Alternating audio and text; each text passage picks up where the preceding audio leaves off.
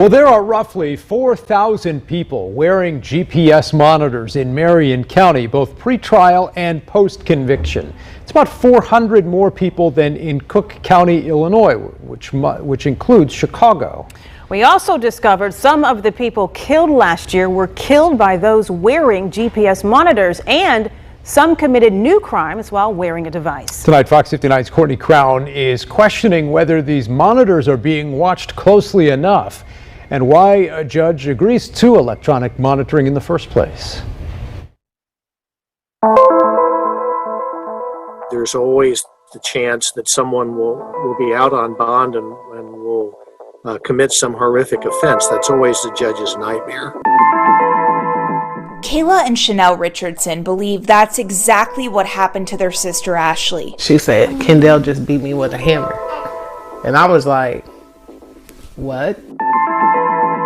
Court documents confirm Kendall Abel beat Ashley Richardson with a hammer multiple times on May 2nd, 2020. He was charged with 3 felonies and a misdemeanor.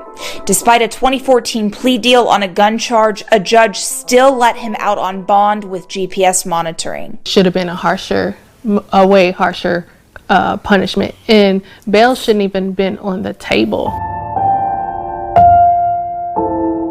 A month later, Ashley was dead. Police say Abel shot her to death. He lured her there and he executed her. He took her from us. There is no redo. Marion County Superior Court Judge Mark Stoner was not involved in Abel's case, but he says in general, judges weigh public safety and the likelihood a person will return to court before setting bond. But he doesn't think judges get enough verified information before agreeing to electronic monitoring. The decision we're making is largely based on information that we get from on paper. We're getting a probable cause affidavit that's written by a police officer. We're looking at a criminal history that is just a title and a result, where we don't know the facts of individual cases. In Marion County, probation services monitor those defendants on GPS monitoring before their full case is heard.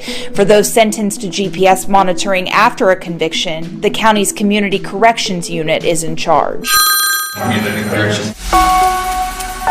Community Corrections monitored just over 4,000 devices in 2020 pre-COVID. Then in January, the county probation department took on around 1,700 of those cases awaiting trial. Community Corrections is still monitoring 1,847 people. Do you feel like that's too big of a caseload for the Marion County Community Corrections and probation to take on?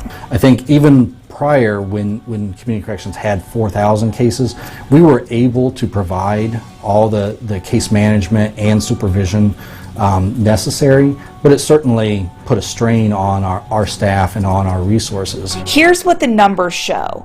In 2020, the agency collected 2,699 GPS devices. 1,916 were turned back in successfully at the end of a sentence. But the other 783 devices were found somewhere else, sometimes removed at the hospital or even the morgue, and sometimes cut off and abandoned. The number that we do, where they do cut the device off and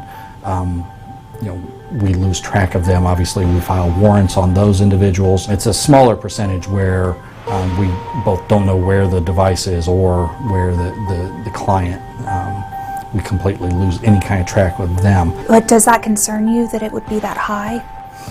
Yeah, I mean, obviously, our goal is public safety.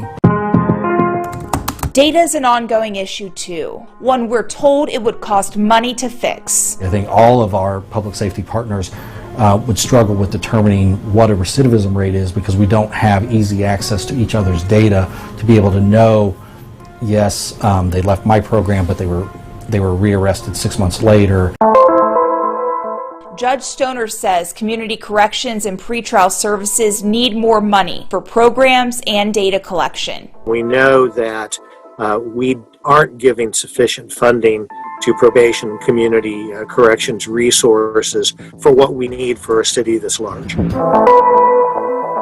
added resources that can't come soon enough for families like the Richardsons. How is this protecting people? Why are we still letting criminals out on GPS monitoring? Community Corrections says they did everything they could do on their end in the case against Kendall Abel. Since the murder happened in a home the couple lived in, nothing alerted Community Corrections before the crime. Again, the sisters question why Abel was ever allowed out on bond and GPS monitoring. Reporting in the newsroom, Courtney Crown, Fox 59 News.